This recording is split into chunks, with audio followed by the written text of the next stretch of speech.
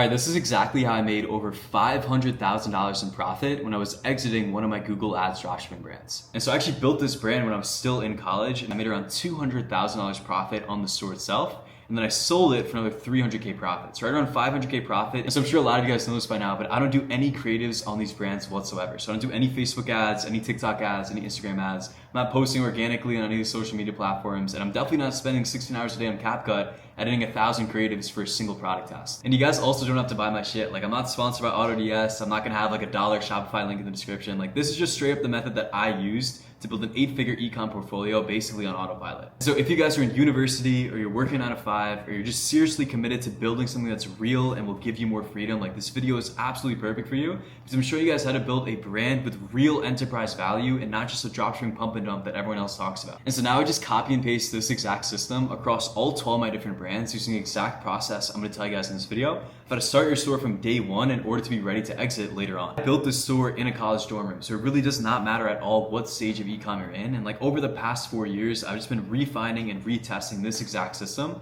until now it's just hitting every single time that I make a new store. All right, so before I show you guys a live store example, we need to go over how store buyers actually think in the first place. And so that way you can start by increasing your valuation all the way from day one. And whenever you decide to exit, you can exit for the highest amount of multiplier. And so when you decide to exit your store, you need to focus on decreasing the risk factor, because if a buyer were to purchase your store for $500,000, they want to focus on having the least amount of risk as possible. So the 5 things you need to have in your store all the way from day one to increase your valuation and decrease your risk factor is, of course, having predictable sales and the stuff that the buyer can count on every single day. Consistent demand across all your products. You want to have products that are evergreen that will sell the entire year round. And then also some uniqueness. So you want to have custom products or custom packaging. That way anyone else can't just rip your entire store. Definitely need to focus on having a low workload and automation systems, because these are the 2 most important things that a buyer will ask at. Because no one wants to buy a store for $500,000 and then have to work 90 hours a week on it. So even when this brand was breaking 300K a month in revenue, I was only working on the store for 3 hours every single week. And this turned out to be a massive benefit to the buyer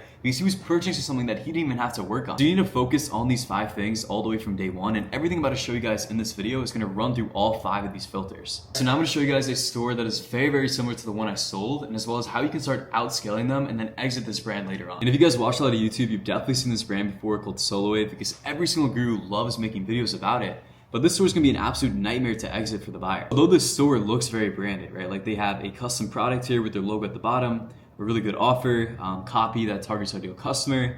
Even scrolling down, they're very, very influencer friendly with a bunch of different videos. Results, they have before and afters, they have icons of benefits, videos of people using the product, different authority figures that are backing the products like doctors. Even scrolling down, they have a bunch of different reviews, right? So this store looks amazing on the front end for the customer, but if you were to build a store exactly like this is what it would look like on the back end. This is what the buyer will actually care about, like how they're actually gonna run this business, right? And so only in the past week, they've made 130 of these video and photo ads that are like 5 minutes long. They first have to research the angle, actually hire UGC to record it, film the content, edit it, and then test it in these campaigns. And this is exactly what the buyer is gonna look at. So this store is really only focused on generating demand through Facebook, TikTok, and Instagram. There's a complete wide open market of people that already want the product that are searching up on Google. If you guys make creatives already, you know that a creative might only last you like 3 to 6 weeks, right? And so then you have to go through this entire process again of finding an angle, hiring UGC, filming the content, which ends up being 100 hours a week, every single week for the entire store's life cycle. And then going back into what the buyer wants, right? Like there's a very high workload on these stores. There's no automation.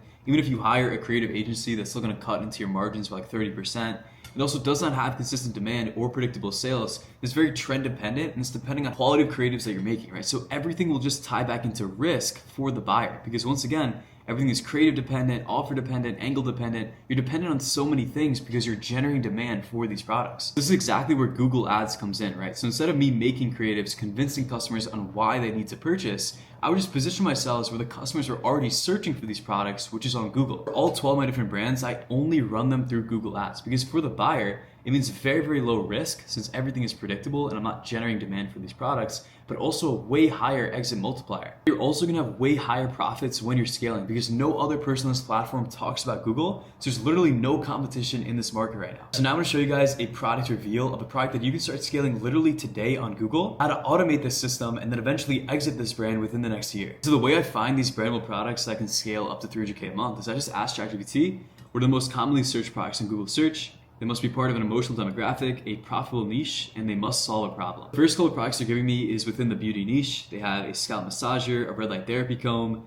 hair growth serum, heatless curls. I think I'm just gonna use the scalp massager because I've sold this product before and it definitely works. It also solves a pain point, and it's also very easy to brand out this product. Put this product into Google Keyword Planner. It will show me exactly how many monthly searches this product is getting. So for scalp massager, last Q4 across the top 5 English-speaking countries, this scalp massager has been searched up 100,000 to 1 million different times. And so an average of 500,000 searches per month. Over the course of 3 months, 1.5 million searches for this product in last Q4. So if I was a customer and I wanted to purchase a scalp massager, I would of course type it into Google and see what results I can purchase from. These are the options that it's given me, right? So these are all horrible images. This one ends in .60, .60, .62. Like, these people have no idea what they're doing, yet 1.5 million searches is going into this tab, right? And so even if I click on the best listing, which is this one by Hexocare, like, even this store looks like complete shit. All my brands, like, I'm just finding products like this one that has an insane amount of search demand with really bad competition, and then I'm turning them into branded looking stores that are ready to exit, like SoloWave. So if I were to take out SoloWave's design and just input this Hexocare product in there, I'm gonna show you guys exactly how brandable you can make this product seem. Take out this product by Hexocare, I'm gonna throw it right into ChatGPT and just make a better image. This is the image that they gave me, right? So it already looks way, way better than what Hexocare has. So I'm gonna put this right into the My Reward. Whereas if I was selling this product, like, this is what my store design would look like, and there's an obvious gap in the market between Hexocare, who's probably making hundreds of thousands of dollars on this product, and what we can cook up in less than 30 seconds. Obviously, you're gonna outperform Hexocare when it comes to storefront, meaning you'll have a higher conversion rate and a better profit margin.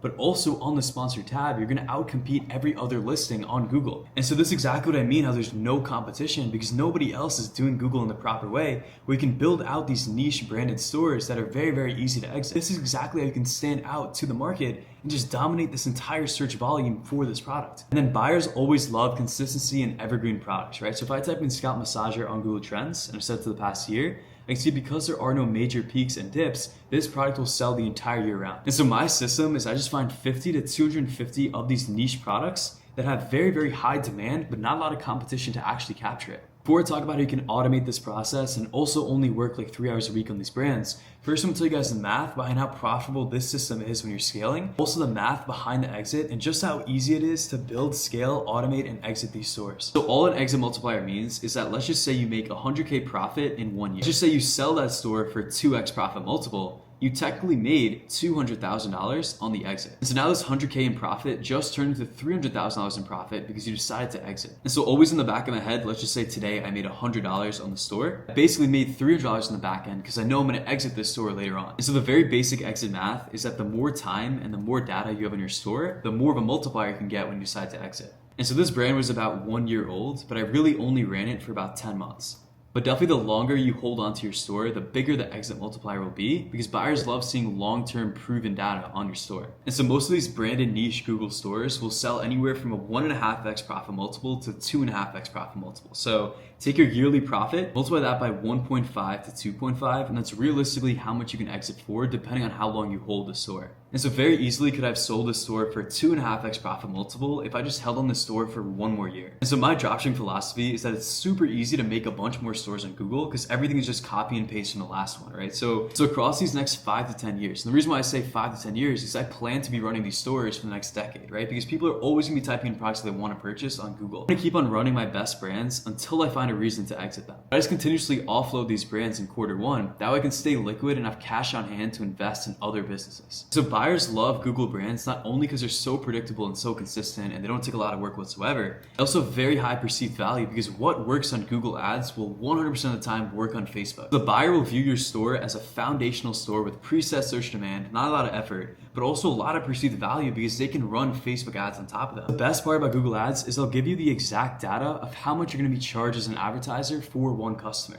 And so for scalp massager, it looks like they're charging $1.35 for the top of page bid. With Google Ads, you only get charged cost per click when someone enters in your website. And so with Facebook, Instagram, and TikTok, you get charged what's called CPI, which means if someone views your ad for 15 seconds, you get charged an advertiser even if they're a completely cold lead. But with Google Ads, people already see your product in your image, they already see your title, they already see your offer and your brand name. So when people click on your store and you're getting charged as an advertiser, it's a lot more worth it for you since these people are already primed to purchase. And so for scalp massager, since the top of page bid is $1.35, that means that you only get charged $1.35 when someone enters in your website. And so if I just include Q4, I'm gonna be very conservative and say there's 75,000 average monthly searches for this product. And for your conversion rate, which means how many people are entering your website and actually purchasing, Across my stores and everyone else in the communities, we're averaging around 4 and 6%. I'm just gonna average this down to 5% conversion rate, which means that 1 out of every 20 customers on your website is a purchase. And so if 20 people enter your website and they charge you $1.35 per visitor, that means for one purchase, you get charged $27 for advertising. I just asked my supplier and it's $50 to ship to their door with custom packaging and our logo on this product. And so that leaves you with $43 in profit for every single purchase. And then with 75,000 searches a month, I'm just gonna put this down here, and I'm just gonna times it by 12 months, and we're looking at 900,000 searches for this product every single year. Once again, it's extremely conservative. We saw the Q4 data, but for the overall time span of the year, I'm just keep it as lean as possible. With 9,000 visitors and a 5% conversion rate and roughly $43 profit per order, we're looking at $20,000 profit every single year on this one product alone. And then just with 10 of these products in your store, that all you have to do is just change up the images in the storefront, you roughly make $190,000 profit every single year on a 10 product niche collection. So that's exactly what I had on my website. So I had around 100 different products on my store, and maybe like 7 of them was pulling in like 80% of all of the revenue, and the other products were pulling in like 20% of the revenue. And so I could have ran this store a lot longer than I did, but the way that I see it is I always want to be liquid, and it's better for me to take a big paycheck at the end of one store's life cycle that we can just invest in more and more stores. And also with the uniqueness of the store, it is very, very easy to have customizable products that people cannot steal from you if you just have a good supplier. So when you have a good supplier, like every product you will ever ship out will have some brand customization on it. So that could be your logo on your product box, or just have my logo straight up on the product itself. This is definitely not the best example. I just cooked this up with ChatGPT very quickly, but if you have a good supplier, they can get you a box like this with your logo on it and foam padding that cuts around your product for like $1 extra on every single order. And so not only will this drastically improve your lifetime value of your customers, it will also skyrocket your exit potential because buyers see this as something defensible that nobody else can do, right? If you have your logo on this box and you have this box as a product image, a lot of people are not going to copy from you because they think that you own the rights to this product. So once you have this in place and you clean up this image and you make it look very professional, if you include it on your storefront, it will boost your conversion rate by so much. And you should definitely have this in your email flows as well because emails are the cheapest way to acquire sales. And this is an example of a very easy email flow you can build. I built this in a second with ChatGPT, but this is exactly what's going to increase your perceived value to the buyer. Very easy email flow you can send out. Once again, just photo of someone using the product, some text, and also your brand at the bottom. So when I sold my store, the buyer said he was very amazed with my Klaviyo flows, with post-purchase, shipment emails, and he actually said that I hope I sell more stores soon because of how well formatted they are. Onto the automation and the delegation system that's gonna allow you to only work on these brands for 3 hours a week and increase your value by so much when you decide to exit. So I spoke about this in my last video, but basically you never wanna work inside of the business. You always wanna be on the outside as almost a manager to your employees. So on this delegation system, of course, you have a COO for fulfillment, support, and supplier communication.